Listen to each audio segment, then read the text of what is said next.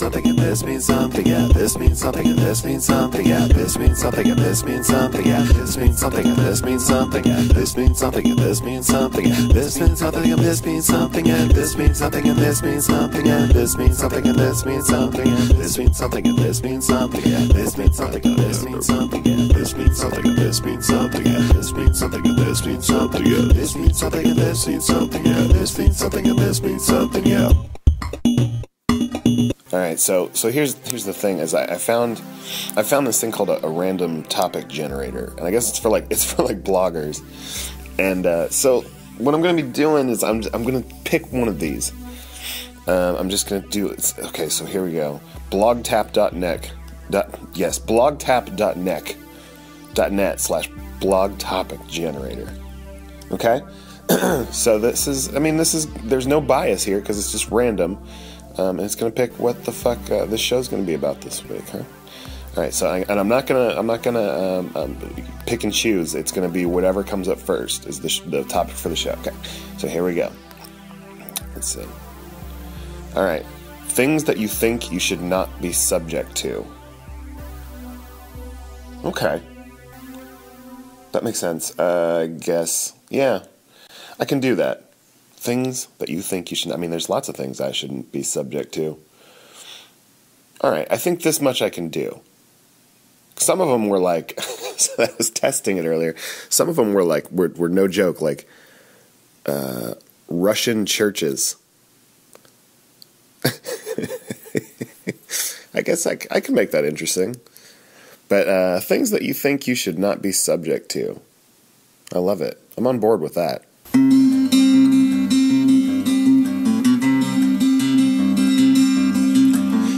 Tell me what to do. Don't you tell me what to do. Suck my dick, lick my nuts, I don't even give a fuck. Don't you tell me what to do.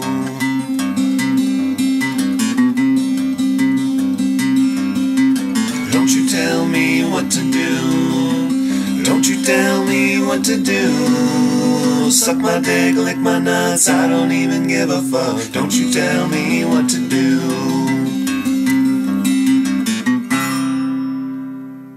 So the theme for the show this week is things I don't think I should be subject to, and I think if I really want to start getting into, geez, I'm sorry. One second, it's my boss calling. Hello? Yes, Michael, this is your boss calling. The boss of you. Yeah, I know who it is. Hey, how are you? Well, not great if I'm being honest. I think it's about time that we do our evaluation. What, now? On the phone? I mean, I'm not even getting... I'm kind of in the middle of something. Yes, now, you son of a bitch. Oh, okay, Jesus Christ. Now, yes. Okay, let's just all right, if we have to do it now, let's just do it now. Fantastic. Let's just start with, what are your greatest weaknesses? Right off the bat? I guess maybe sometimes I work too hard. Wrong. Just totally wrong. Your greatest weakness is your personality.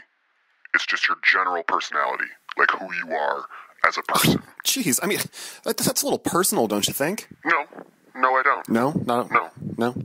Okay, well, Jesus. All right, well, secondly, what do you think is your second greatest weakness? Like the thing you are better at but still terrible?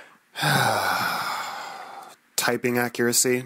That actually is correct, strangely enough. So if you could just go through a couple rounds of Mavis Bacon teaches typing, or any sort of Encarta-based typing program. Yes, I will. I will pull out my Apple II, and I will do a couple rounds of Mavis Bacon teaches typing. Who was Mavis Bacon, by the way? Was she just known for typing? Yeah, I'm not sure. Was she the best typist in her office, and she gained a local following? And before you know it, bam! You hit the big time with the Windows 95 based teaching typing programs. We finally made it. Yep. We finally came up. Well, anyway, regardless, if you could just take a couple of those and improve on that, and just kind of improve on your general personality to make you more likable as a person, because currently it's just not working for us. I mean, I could try a couple of things. I could try like wearing a hat. Like I could be the hat guy in the office. As much as I love that idea, I think we still will not like you, and that's really what we're. Regardless of the hat, right? We around the office, we in the upper management echelon, we still will not like you. Okay. So just work on everything in general. Okay. Yeah. Anyway, well, thanks for calling. No problem. Anytime. See you Monday. Ugh. Well, you heard it here first, folks. I, Mikey Joseph O'Connor, am just not likable. Who'd have thought?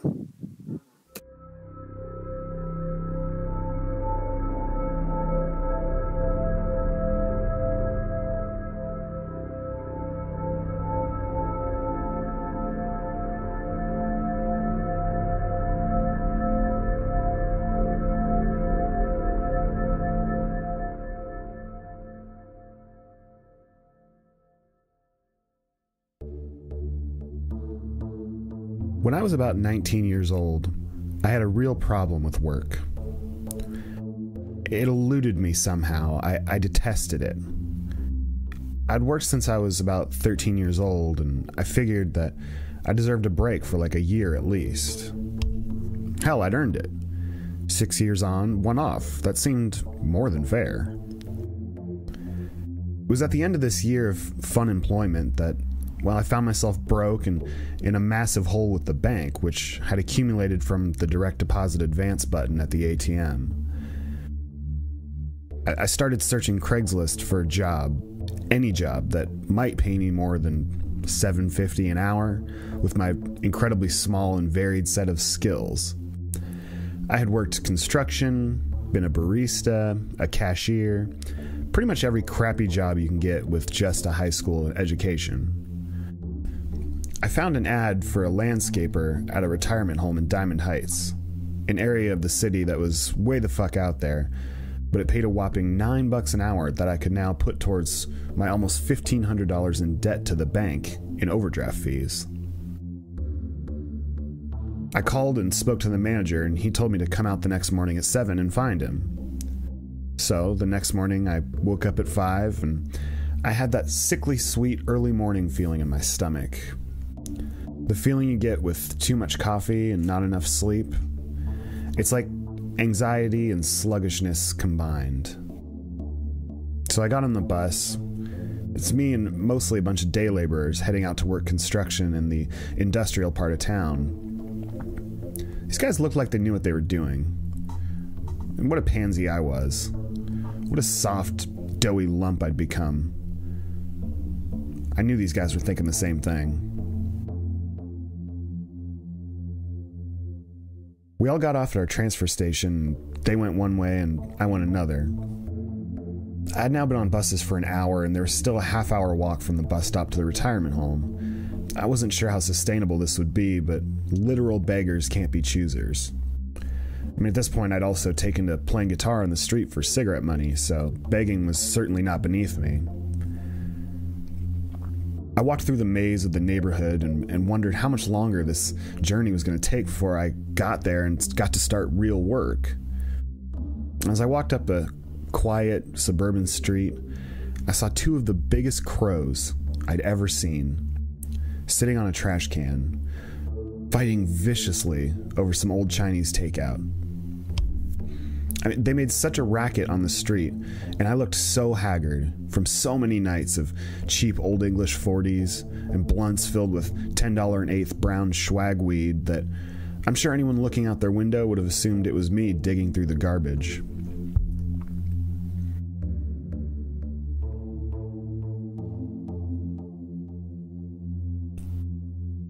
I finally made it to the retirement home, Journey's End, or whatever depressing fucking name they had given it.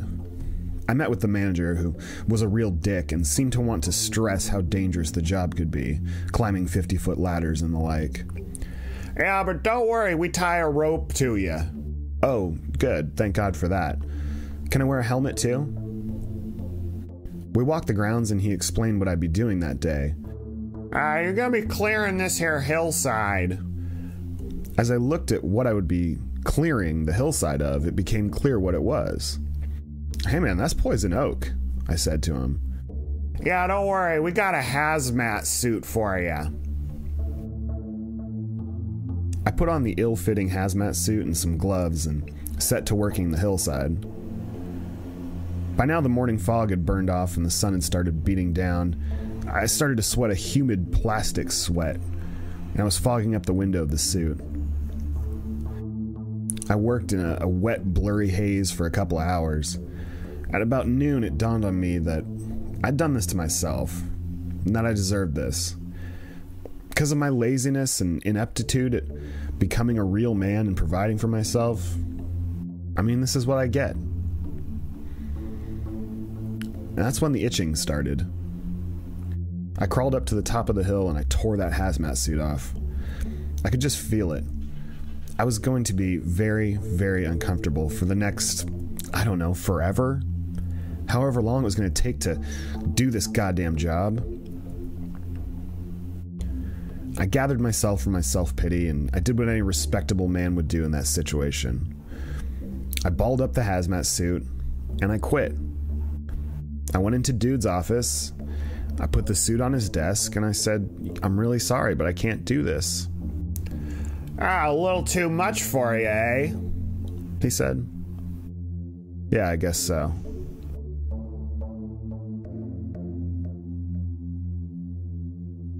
I walked back to the bus stop in a sweaty, itchy, foul mood. I knew that when I got home, my girlfriend was going to be pissed that I'd quit. I mean, she was so fed up with me at this point that she wouldn't care if my job was being beaten for sport by a group of rich old perverts as long as she didn't have to cover all the bills anymore. And who could blame her? On the bus, I thought about the day laborers from that morning. I mean, their day had only just begun, and I'd already started and left a career in a matter of a few hours. Hazardous material handling checked off on the old CV. I was looking forward to nothing and was going nowhere in a big way. I needed to make some changes, that was for sure, but at least there wasn't any poison oak on the bus, and it was cool, and I was free for the day. I'd try again tomorrow, or maybe the next day.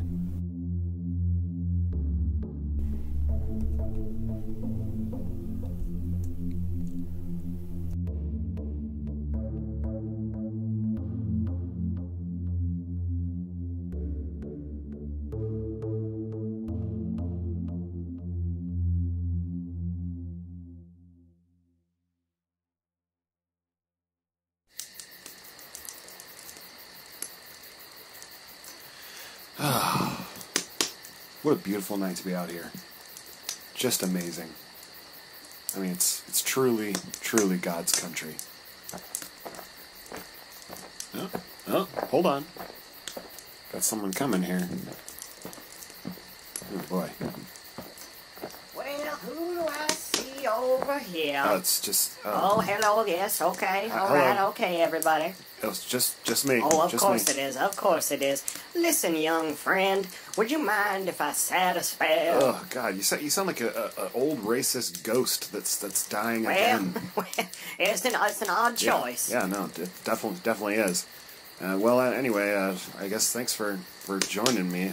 It's nice to have some company, I suppose. Well, of course it is, young friend. It's always nice to have company and have friendship around. And, well, you know, we can sit here till 3, 4 in the morning just looking at that there fire and just spinning yarns. Yeah, I mean, you know, I was actually thinking about heading out in just a little bit. But well, it reminds me of a time when I was just a young lad and... well, my little friend Tim, who lived next door to me, we had gone out to the creek. I'm sorry, to the what? The creek. Like when you get a crick in your neck? No, more like how little Tim broke his neck when he fell into the creek. Oh, creek. Yeah. Like a little river. Yes, that's right. It's not so much that little Tim fell into the creek, more that he was pushed. Oh. That's terrible. Oh, not nearly as terrible as the hours of endless anguish and guilt that the one perpetrator who maybe had been the one who had pushed little Tim into the creek would feel night after night, just staring into the dark abyss, into the blankness that is his soul, that he has shut off for so many years, just trying to cover up that guilt, and in the process, well, sir, not feeling much of anything, and and his ever-loving wife had left, and his children don't talk to him anymore because, well, he just couldn't live with the pain. I guess so. What you're saying is that person was you? I tweren't saying nothing. I tweren't. Tweren't? Well, I'm just saying that a body from time to time likes to come out here into the woods and try and forget those painful memories, and, well, just come out here, do the standard thing that men do, draw a pentagram and light some candles and call out to our Dark Lord, just like his daddy before him and just like his daddy's daddy before him, you know, and just have a good old-fashioned satanic ritual. No, I don't know what you're talking about at all. Oh, come on, friend, let's just have ourselves a good old-fashioned down-home country town.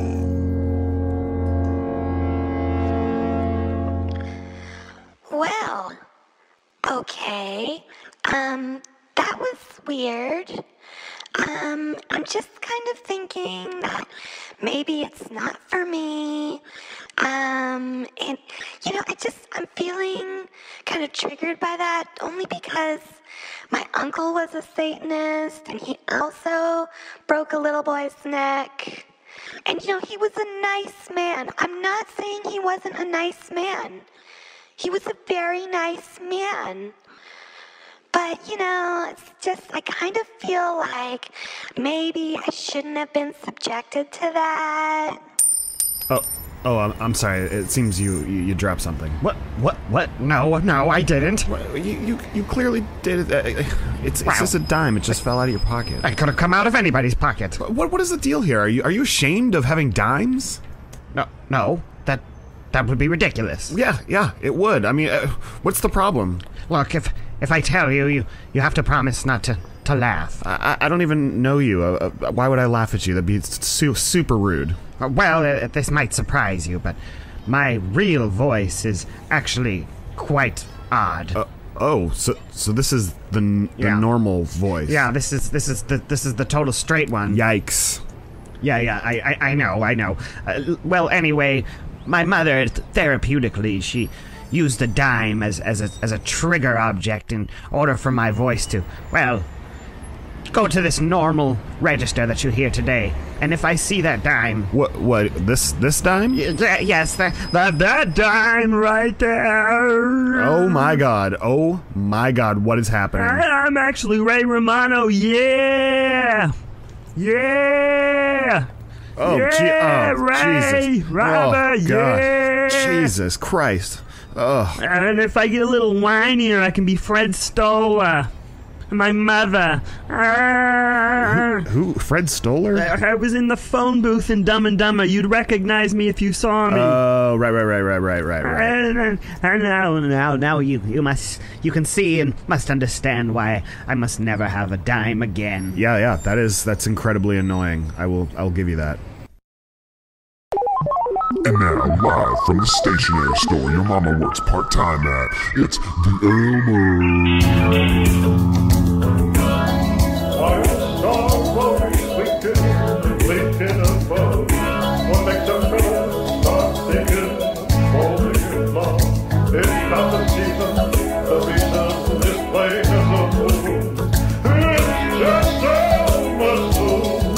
I should be a little darker, I should act a little meaner. Should I drink my whiskey now or should I drink that carpet cleaner? I mean a Cleveland steamer makes a man a drunken wiener. I wake up in dark demeanor, try to get a little leaner. But food fattens me up, I spend another fucking buck to keep that booze in my cup. I wait a day or two and close my eyes and check my account. It takes a broken dude to take a few, respect that amount. You hate my fucking race, I hate it just a little bit more. These fucking people hate me cause I'm just a little bit poor. The tones don't make waves and say then get the fuck out. The beat maintains a pace, I guess I lucked out. I say the fuck away from cigarettes cause I'm high. I guess I'm getting drunk as fuck cause it was busy tonight. I fucking did it alright. I smash my face on the table, make it stable, maintenance, I guess I'm doing alright. You know that hook is kinda weak, but what the fuck else is new? You know the ammo doesn't stop, cause what the fuck can you do? A waited table, state of fable, lived a life of Dale bagels, bread dumps and dabbing, cause the bank account's a broken cradle. I don't wanna be this fucking check to check dude. I'm making wish cause I am fucking wrecking this dude. Fucking wrecking this dude. Yeah. Let's give it a little character, huh? Let's try a little harder. Fucking garbage trucks outside and shit.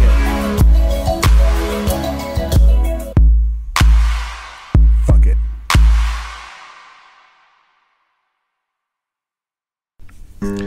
Alright folks, that is going to do it for yet another episode of This Means Something. I want to thank you all so much for joining us. As always, you can find us at thismeanssomething.podbean.com. You can follow me on Twitter at Mikey J. O'Connor. And hit us up. Hit us up anytime. It's been a pleasure. Today's show was written and performed by myself, and we're going to be back next week. So we'll see you then. Thank you so much.